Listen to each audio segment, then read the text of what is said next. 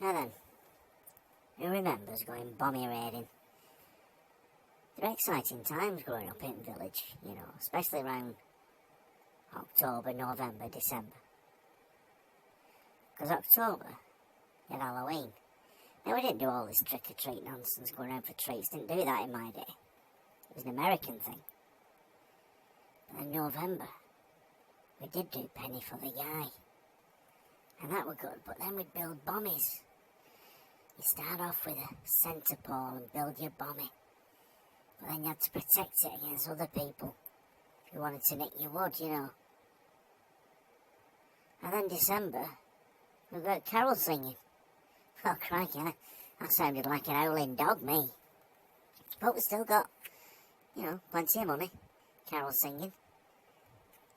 I enjoyed them times in Little Lever as a young pup, you know. Now then, it's not just Little Lever that this memory's for. It's back in the 80s, really. But could happen anywhere. Not just Little Lever. But who remembers getting stack systems, music systems, so you get a double cassette player, and on top of that you'd have a radio tuner, and on top of that you might have a graphic equaliser if you were lucky, and on top of that you'd have a turntable record player that'd play 33 or 45 revolutions per minute, put vinyls on. And you plug your speakers in back and you lay them on the wall. If you're lucky, they'd all connect, so you could record music without any interruptions. You know, you could walk around or talk and record music, if you were lucky. Now, I weren't so lucky when I was younger. You know, I used to have a standalone tape recorder, and I used to tape top 10 every Sunday off radio. And my mum and dad used to have to sneak round the house, you know. Shh, be quiet, he's taping. And you try and pause it before DJ spoke. Sometimes it'd ruin your song. But you get all top 10 week in, week out. You have these tape cassettes. Now kids, they won't know what to do with a tape cassette nowadays. They don't know what they were. Won't know what they were. And then as time progressed a bit, they had ghetto blasters. You could take your tapes outside. And you have these bloody big things on with speakers. Up on your shoulders. And my mate Bernie, we had a ghetto blaster. He had a bit of lino, you know, that he got from kitchen. He used to put it out and he'd do body popping and break dancing in Princess Avenue. And he was good with Bernie, he was better than me, but I never told him he was better than me. I never admitted he was better than me, but at my age now, I'm comfortable enough, you know, in my own manliness to admit that he was better. Significantly better than I was at break dancing and body popping. But it was good, and then they brought out Sony Walkmans. So you have a tape in your pocket playing with little headphones on, listening to your own music privately. Ah, fantastic. As I say, not just Little Lever, that'll be all over the place. And these young'uns now, not a clue. Not a clue. I remember on Thursdays, we used to do a big shop at Keene Way, in the village. Keene Way. Then it changed to low-cost food, and now it's called spa. Not the sort of spa where you get hot tub and massage, incidentally. I made that mistake, and I'm never to return there again. But yeah, Keene Way it was called. On a Thursday, my mum would buy me three comics, and one magazine. The magazine was looking.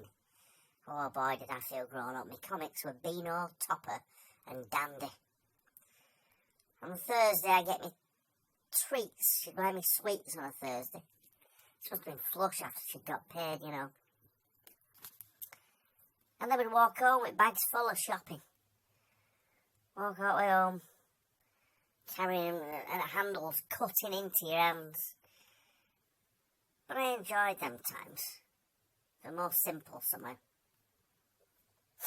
Now I don't think they do these anymore, but who remembers Wakes weeks? You know, Bolton holidays we had.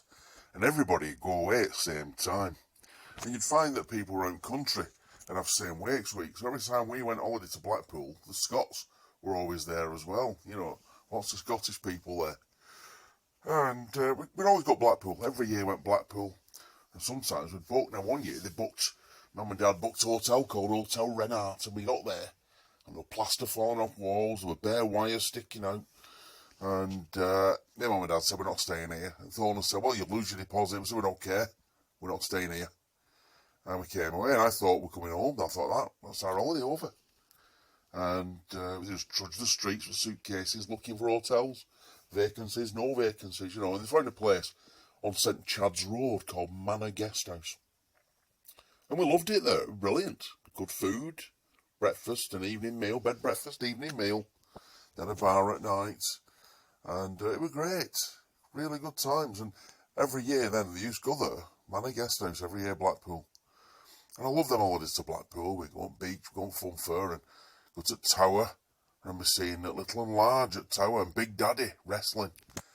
Oh, they were fantastic times with my mum and dad at Blackpool. I remember my mum used to send me to shop, you know, she'd send me to Johnny Arts's.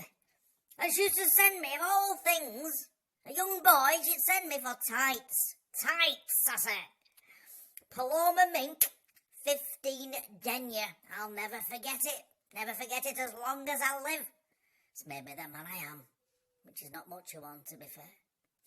And I'd also have to get, occasionally, 10 Embassy Regal fags. They'd send us, you know, she'd send me for those, and they'd serve you. But my favourite was the shop next door, which were Mrs Withers's, because she did amazing cakes, but amazing pasties. They were really peppery. Oh, I love them. Great times in Little Lever.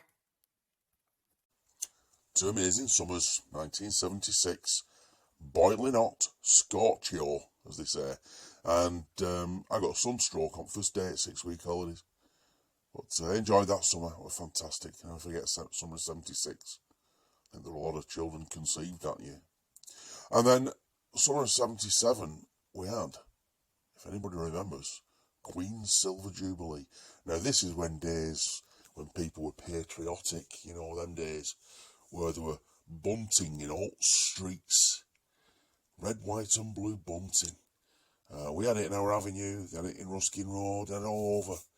And we had street parties, and grown-ups would bring out wallpaper pasting tables. I put a tablecloth on, they'd all muck in, get loads of food, and there were barrels of beer under the table, and everybody had a big street party, even kids. It was fantastic. Me and like called Darren Shakeshaft, he'd under one at tables, and we're nicking beer out of one at kegs. And I was 9-year-old, I think he were about 10 or 11.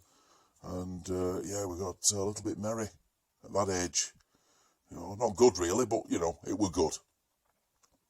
And then during that period, there were people with Union flags hung outside their houses, and a lad called Nini persuaded me, really cajoled me really, into going nicking some of these from outside people's houses.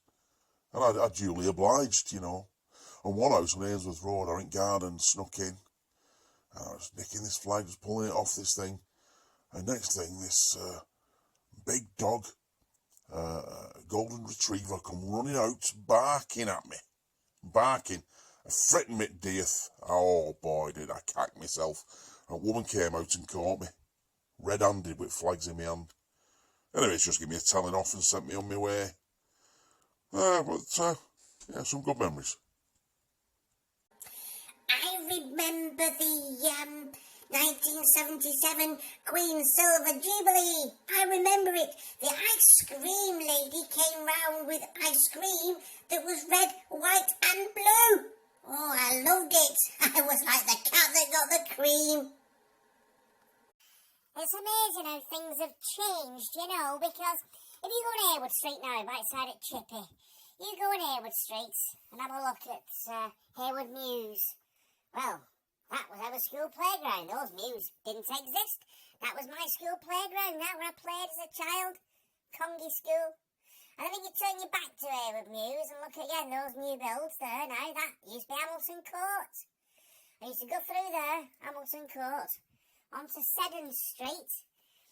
And there's new builds there on the right-hand side on Seddon Street. I call them new builds. They're new to me. I don't know how new they are now. But that was wasteland. And on that land every year we had probably the biggest bonfire in Little Lever. I think Robert Brown was probably responsible for building most of it. He was one of the older lads, but we all took a part. But they were fantastic times building bonfires, and huge bonfire there on the 5th of November every year on that spur land. And people haven't a clue. They live in these places now and haven't a clue what was there before it. Oh, you talk about changes to Little Lever. I remember, if you go down there where the, what was the Seven Stars pub, it's no longer a pub anymore. It's been closed down. I don't know what it is.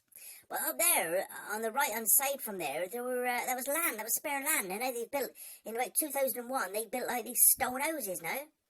But you used to be able to cut through that land and then go down the bank and play. That's where I went for the rope swings and stuff. But then, if you carry on the road, keep going down the road towards the bridge, what used to be, there's like a garden centre and all that, used to be builders, merchants and that there. But just before that bridge, just there was a little gap on the wall on the left-hand side, and you could slip through it and go down a steep slope, and he'd take it to the tunnel under the road where the stream came through with some couple of little waterfalls, and that was great. You could play in there, and you could bark, you could shout as loud as you like, and it'd echo and echo and echo. It was fantastic. But then I remember going down there with my dad, and we caught a stickleback, and took it home and put it in a bowl, and it died. But there you go. Cruel, really, I guess. But, you know, you didn't know any better in those days. It's not something I do now. I let the little thing swim free. But, yeah, I can't even imagine there'd be fish in that stream anymore. But there you go. But, yeah, it was enjoyable times. Talking about how things have changed, let me tell you something about how things have changed. You go from that 7th Street where you're talking about that bonfire. You go from there to Lord Street. You turn left down Lord Street. Yeah, right. Now all those terraced houses, they were there. I remember those all being there. But on the right hand side, where you have got new build houses, or William Street and all that, whatever it's called. Well, that was a factory, that. That was all the grounds and the buildings for a factory. That was Chloride Lorryville. And that's where people worked and made money and worked and grafted. And now they knocked all that down and built houses. There's just houses springing up everywhere. I mean, those houses look better than the factory, of course, you know, but, yeah, that's a big change. Big change, that.